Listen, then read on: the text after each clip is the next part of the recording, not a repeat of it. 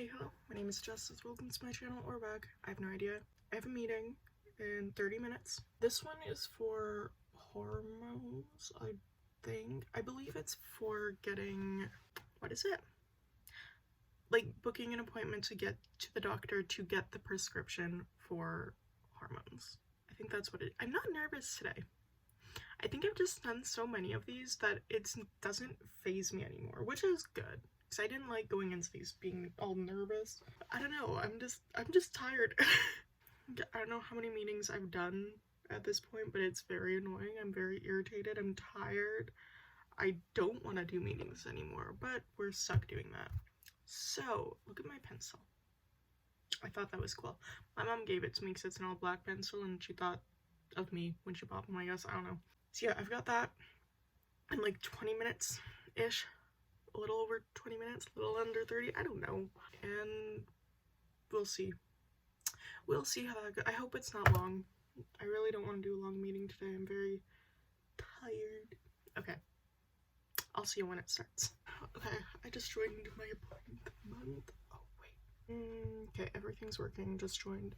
It starts in 10 minutes. You're just supposed to join 10 minutes early. Like on this site, I don't know.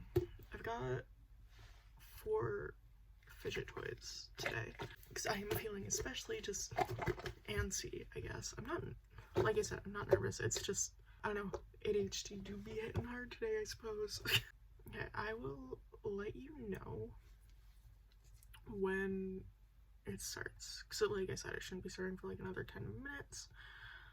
I am on, I am ready. Here we go. Okay, I'll see you in a bit. Yeah. Perfect. Okay, so my name's one of the endocrinologists at the center, and maybe I'll just get you to tell me your last name and your birth date so I know I'm talking to the right person. Last and February 19th, 2001. Okay, perfect. So you've had a chance to talk to I think last week or so, kind of as an initial sort of an initial review, I guess. And Dr. you've seen before, right? And I think as well in the past. Yeah. Yeah. Okay. All right. So, you know, the purpose for today will be mostly to kind of review hormones and what that looks like and how that sort of process works in a practical sense. And then if you have questions, you know, we can talk about that as well. I think you've got a handful of sort of other appointments probably coming up at some point, right? To talk about surgery. Okay. Is all of that sort of scheduled already? Oh yeah, it looks like it actually. Yeah. Yeah, you've got a busy next few days. Okay. So do you want to tell me maybe here, Justice, what your sort of goal or expectation would be when it comes to hormones? To have people not misgender me when they look at me, really. And I guess, I mean, the surgery piece, you know, is kind of answered here. So you're thinking about top surgery and then also hysterectomy, yeah. Right? Okay. And you'll have this conversation with Dr. When you meet for the consult there about the hysterectomy, but any thoughts or kind of questions about fertility preservation for you? No. As in, like, not interested, not something that you want to, and you've had some time to think about it? Yeah. And, you know, I know you have sort of a cardiac surgery history, which we'll talk about in a minute. Okay. But I guess just a few other sort of general medical questions for you here.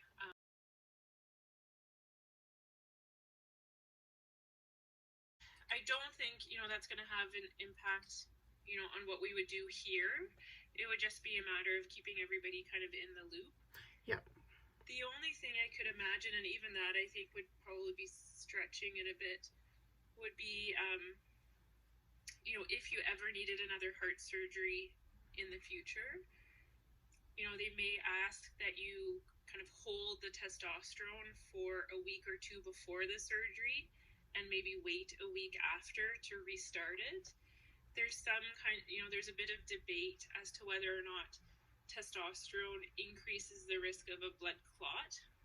And so, you know, that may be kind of one of the recommendations around the time of surgery to try and minimize the risk of a blood clot, since surgery already carries such a high risk of it in the first place. that's kind of the only thing I could foresee that maybe would come up at some point. What are you doing for work or school? Right now, nothing. So does that mean, would you be paying for any medication costs out of pocket? I don't think so, no. No. Do you have coverage through your parents? Yep. Okay. Are you living with your parents? I live with my Nana and Papa. Oh, that's right. I did see that. Okay. And they're kind of aware of plans? My Nana is, yes. Okay.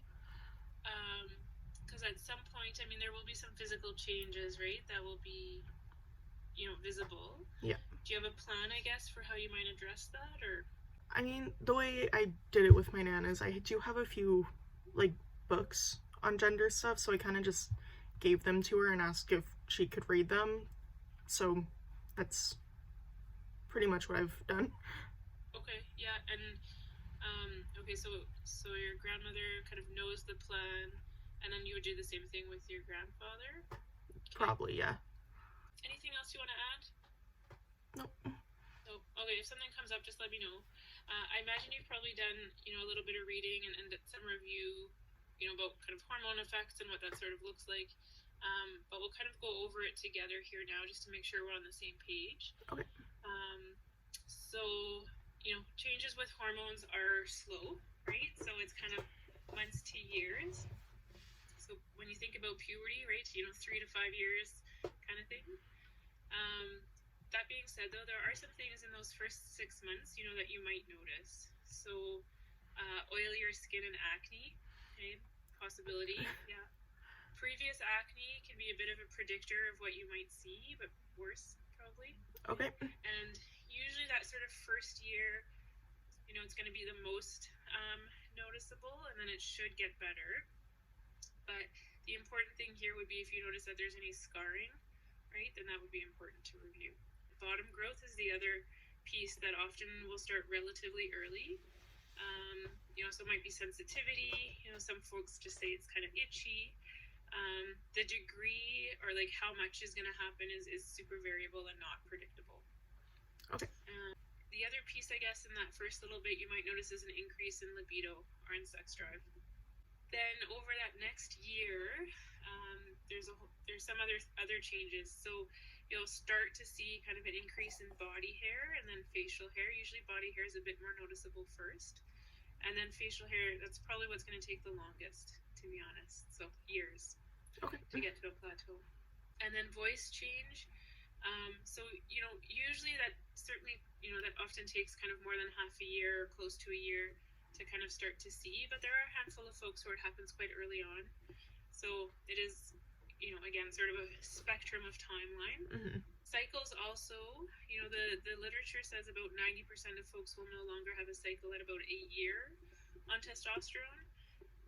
That seems to be faster in practice, often within 6 months. And, it either will be something like, it just disappears basically from 1 month to the next, or for a few folks it'll kind of progressively get lighter and then just go away that way. Okay. A bit easier to build muscle.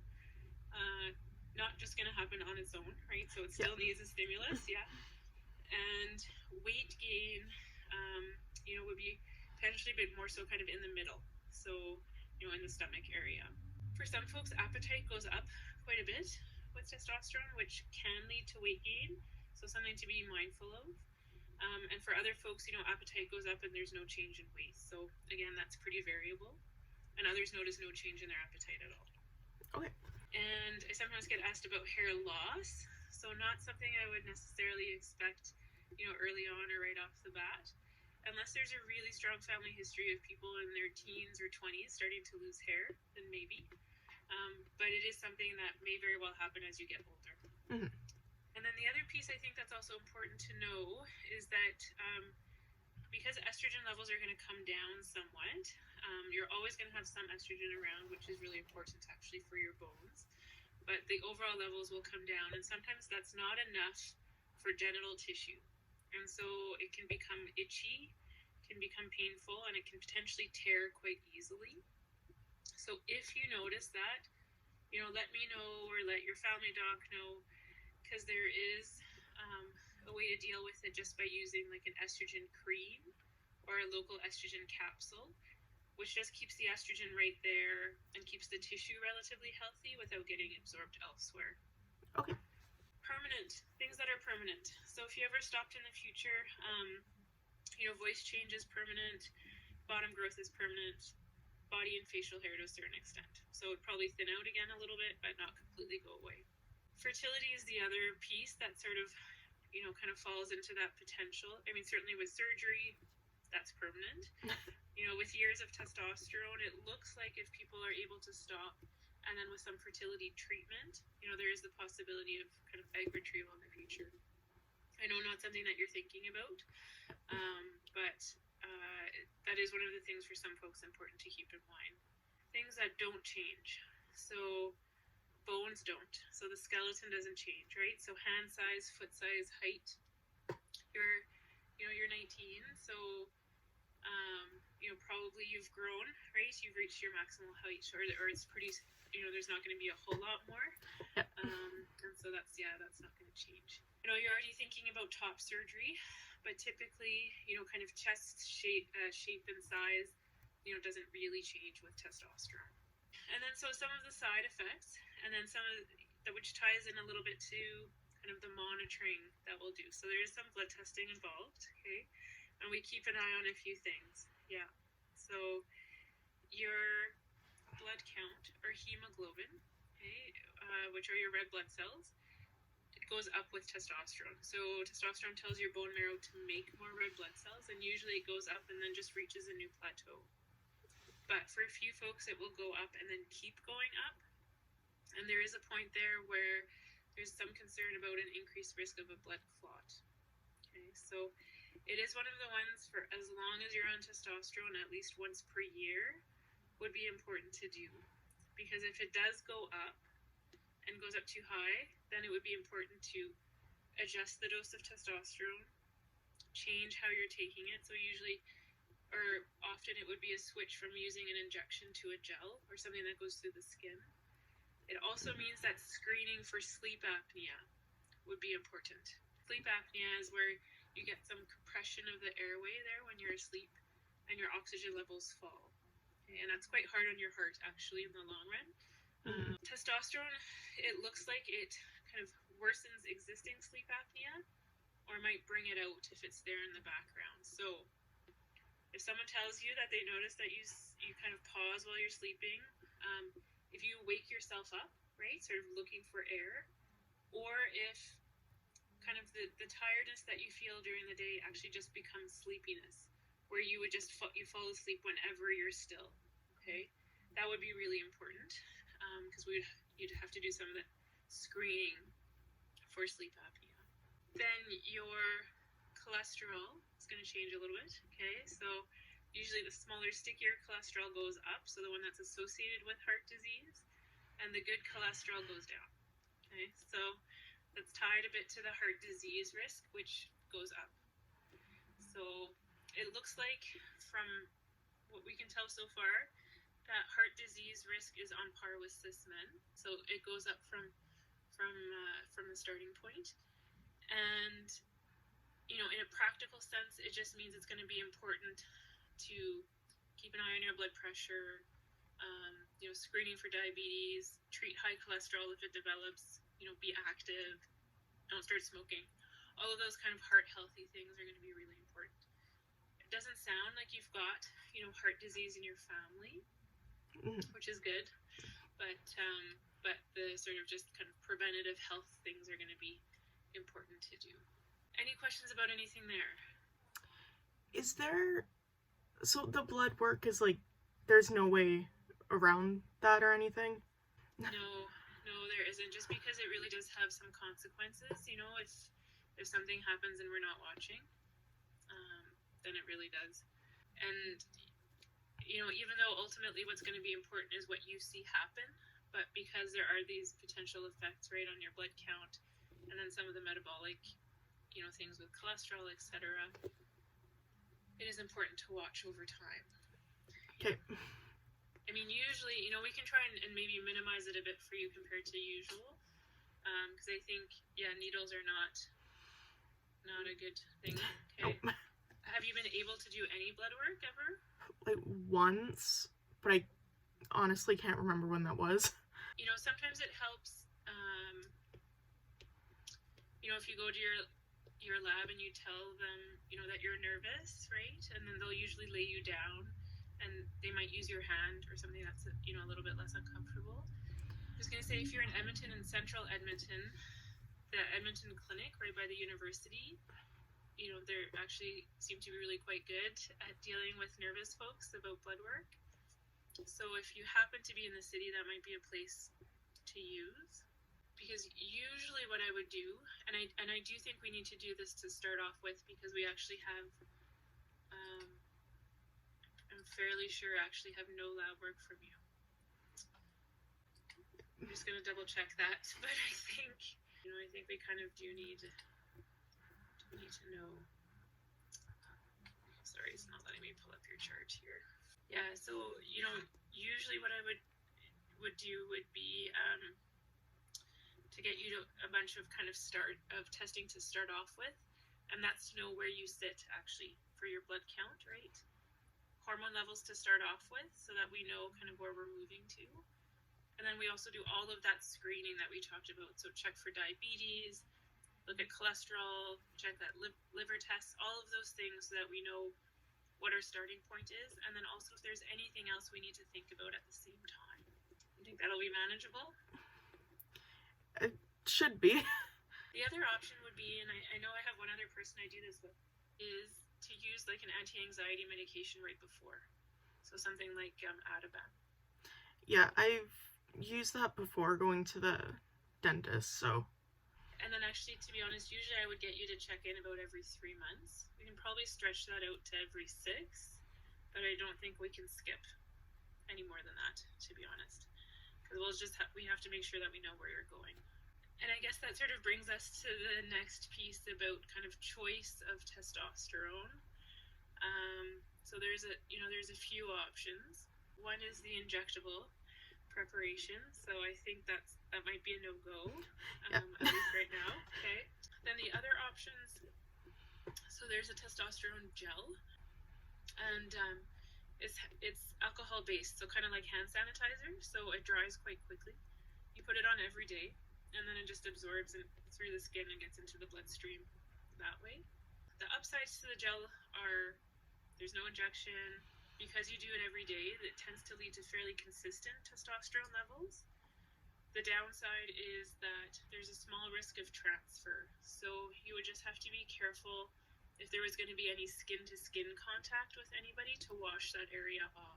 Usually it's kind of like the upper arms that you would use, so it's more like kind of intimate contact usually. And soap and water, you know, works well for that. And it's expensive, so that's the other piece. So there it would probably be important if you could find out kind of what coverage you have, and I'll give you the names of the gels here in a second. Okay. The other option is a testosterone patch. So it stays on for 24 hours, so you just kind of swap it out on a daily basis. It sticks on and then again kind of through the skin, and it delivers the testosterone quite well actually. The reason don't use it that much is that the glue seems to cause a rash in about half of the people that use it. So it's certainly an option and works well for those who can tolerate it, but it does cause a rash. It is, however, slightly more commonly covered on insurance plans than the gel is. Those are probably the two kind of most feasible options. There are testosterone tablets that exist, but honestly they don't get absorbed, so they're actually not effective. So I think it'll probably come down to, you know, which one of those two kind of preparations there, the gel or the patch, you want to try and what you've got coverage for. Okay. And usually, you know, what we would do here, you know, would be to start on kind of a lower moderate dose and then bring it up over time based on kind of what you're seeing, and then also to a certain extent on what happens on blood work too. Do you have a family doc, Justice? Yeah. I mean, I think our next step here would be to get you to do kind of that introductory blood work so that we can just make sure that, you know, there's nothing else we need to deal with. So what I'll do, okay, so I will have sent it to you. now, so hopefully it'll be visible to you in a minute or two. So then that would be a sheet then to print out and then to take with you to the lab. Do you still have Ativan at home? I don't think so. No. And that worked for you for the dentist? It made it Okay. more tolerable, but it was still not great. I think probably what I would say, when you do go, just let them know, that you're nervous, and then if they can put you like on a bed, and then just have one of their more experienced lab techs do the blood draw. Did you see it? Did you see it yet in your email? Or you can't? I won't be able to until this is done. Okay. So then maybe what I'll do too here, Justice, is send a handful of send a prescription for a few Ativan to your pharmacy. So I'll send it over there for the 0.5 milligrams of Ativan. So take it, 15 or so minutes before, or as you're in the waiting room, and then, then go for it. Do you think you'd be able to do it in the next month? Probably. So we're in the middle of February. Do you want to plan maybe to do like a kind of another video review at the end of March? So about 6 weeks? Sure. Because then that gives you time to do the blood test. The results take about a week usually for me to get them. But then also you can do a bit of, finding out what you've got coverage for. Does that sound okay? So I'll let you know to kind of book you back in for the end of March. But if, let's say, everything comes back faster, right? So, and you know the answer to the coverage question, you can always call and move it up. All right, Justice. So we'll chat then in 6 weeks at the latest. Okay. Yeah. Okay. Okay. Bye. Bye. I know it's necessary. I can't handle blood work or needles. Like, it sucks. Because, like, even because she was saying, like, you can do it through your hands to make it easier. That's so much harder for me because my hands always hurt. Oh, I just have such bad sensory things. Like, I can't handle anything touching my hand. So that would be so much worse. I just wish there was a way to get this done without doing blood work. And that's so often. I don't like that. Okay, well, that was that. All that did was make me anxious. Confirm things I already knew. Made me more scared for other things. And I did not really like that meeting. Okay. That's not fun. I don't like that. Okay.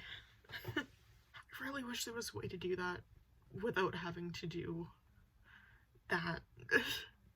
But unfortunately there's not, so okay, I'm gonna go. That was that video. Great. This could be happening. I don't know when. I really don't want to I don't want to get those tests done. Yeah, it's necessary, but I wish I didn't have to. And then there's also the whole thing of, like, it could increase my risk for things with my heart. Like, it's not exactly dangerous, like, right now, but it could increase that, and I don't like that either. Like, at this point, it's just, what do I prioritize more? Like, I need to do this. That's not an option. So I just have to deal with stupid blood work and then just hope that my heart is fine enough that it doesn't get any worse. Okay, I'm gonna go. If you like this video, please give it a big thumbs up. That would mean a whole lot. And if you want to see more of my face whenever I upload next, please hit subscribe. That would also mean a whole lot. Thank you guys so much for watching, and I will see all you whenever I upload next. Bye.